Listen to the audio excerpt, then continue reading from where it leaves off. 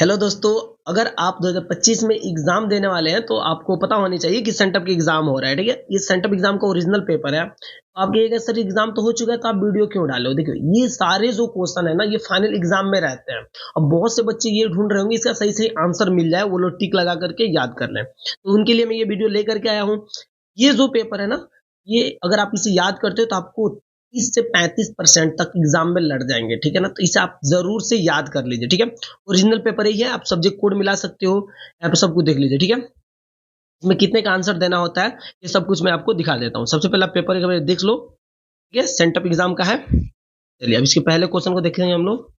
यहाँ पे दिया है सेक्शन ए।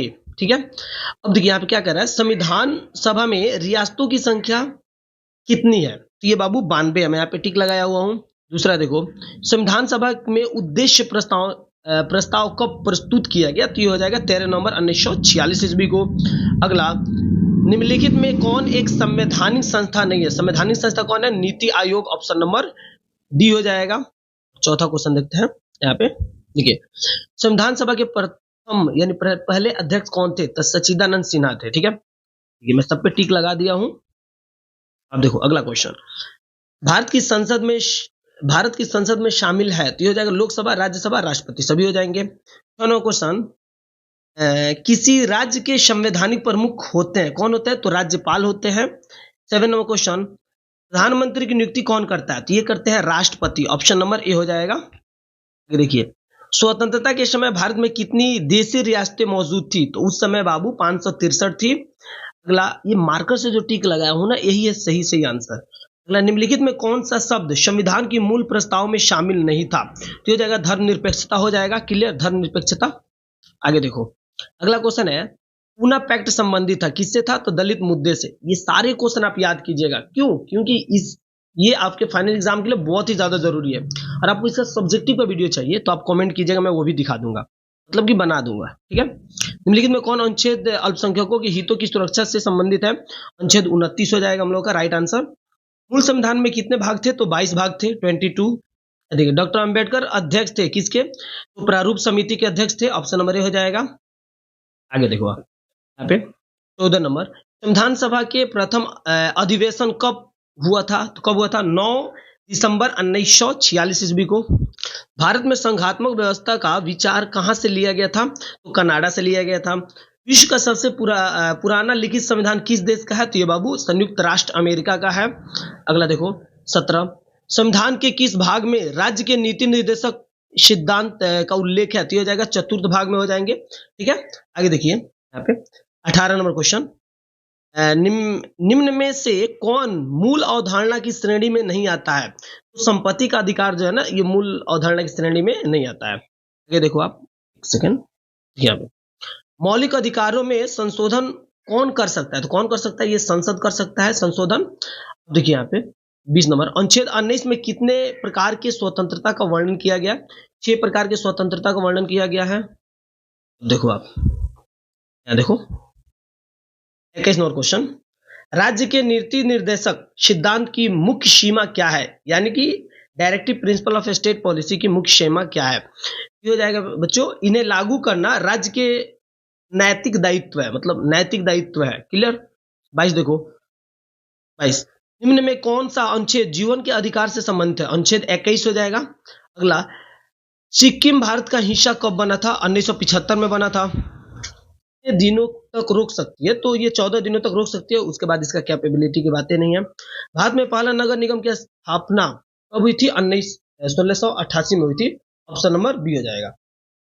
आगे देखो आप, मैं सबका आंसर दिखा देता हूँ। ठीक है, इस तरह वीडियो काफी लंबा होगा, फटाफट से देखो, और आपके पास पेपर तो होगा, या फिर स्क्रीनशॉट लो, मतलब आप इसे याद कर लो। मेरे कहने का मतलब सिर्फ यही है, क्योंकि एग्जाम में इसे बहुत ज्यादा क्वेश्चन रहता है। आप सभी क्वेश्चन को देखो, इसमें टिक लगाया हुआ हूँ। ठीक है, इस तरह से वीडियो काफी ज्यादा लंबा हो जाएगा और आप सही से इसे स्क्रीनशॉट भी नहीं ले पाओगे। इस तरह से आप स्क्रीनशॉट ले लो, सभी क्वेश्चन को याद करो तुम। ठीक है, 32 नंबर क्वेश्चन आपको दिख रहा होगा।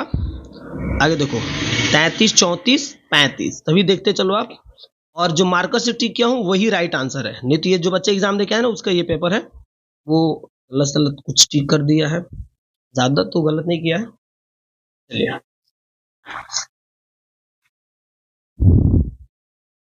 38 और क्वेश्चन आप देखो 39, आप यहाँ पे 41 और 42 देख लीजिए। अब दिखाता है आपको 43। ये रहा 43 और यहाँ पे आप देख सकते हो यहाँ पे 44, 45। ये सारे जो क्वेश्चन है ना आपके फाइनल एग्जाम में बहुत ज्यादा मदद करने वाले हैं, और आप इसे याद किए रहते हो तो आपको बहुत बेनिफिट होने वाला है। ठीक है, मैं फटाफट से सभी क्वेश्चन दिखा देता हूँ आपको। और हाँ, मैं एक बार और बता दूं कि जो मार्कर से मैंने टिक किया है ना वही है इसका सही आंसर। ठीक है ना, आप मार्कर वाला से जो मैं टिक लगाया हूं उससे आप याद करना। ठीक है, अब ध्यान से देख लो सारे क्वेश्चन को, आगे देखो। ये जितने भी क्वेश्चन है मैं सभी का आंसर तो लगा दिया हूँ। आप भी क्या करो, इसका स्क्रीनशॉट लेकर के याद करो, या फिर जो पेपर आप लेकर के आए हो उस पर टिक मार करके सभी ऑब्जेक्टिव और सब्जेक्टिव दोनों ही याद कर लीजिए।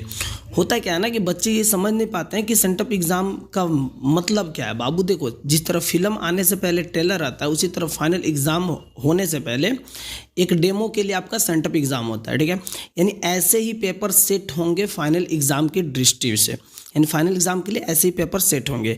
अगर आप इसे शिद्दत से याद करते हो तो ना बेहतर कर पाओगे फाइनल एग्जाम में, तो आप इसको याद जरूर से करें। ठीक है, अगर आपको पीछे के यानी 3-4 साल पीछे का अगर सेंटअप एग्जाम का पेपर मिल जाता है तो पूछो मत, सोने पे सुहागा का काम करेगा वो। यानी उन सभी पेपर को आप याद कर लेते हो ना तो बहुत ही बेहतर मार्क्स आएगा। और रही बात की जो 24 में यानी 2025 में जो सेंटअप एग्जाम चल रहा है, मैं इस सभी का पेपर लेकर के आऊँगा इसी चैनल पे। अगर आप मुझे सब्सक्राइब किए रहेंगे तो आपको सबसे पहले वो पेपर मिल जाएगा। और आप इसका सब्जेक्टिव का वीडियो भी देखना चाहते हो या सब्जेक्टिव पे चाहते हो कि मैं वीडियो बनाऊँ, तो आप सिर्फ कॉमेंट कर दीजिएगा कि सर इस सब्जेक्ट का आप सब्जेक्टिव भी वीडियो बना दीजिए, मैं उस पर बना दूंगा। और आप मेरे टेलीग्राम से ज़रूर जुड़िए क्योंकि वहाँ पे आपको बहुत ही बेहतर कंटेंट मिलेगा। आप मेरे टेलीग्राम से ज़रूर जुड़िए क्योंकि जो भी मैं पीडीएफ बनाऊंगा वो वहाँ पे सेंड कर दूंगा। ठीक है, आपको एसएमएस करने की कोई आवश्यकता नहीं पड़ेगी। और बहुत से बच्चे अभी तक पीडीएफ नहीं लिए हैं क्लास 12 का, अगर वो पीडीएफ लेना चाहते हैं तो पीडीएफ ले सकते हैं। ठीक है, मात्र 99 रुपये में आपको सभी सब्जेक्ट का पीडीएफ दे दिया जाएगा।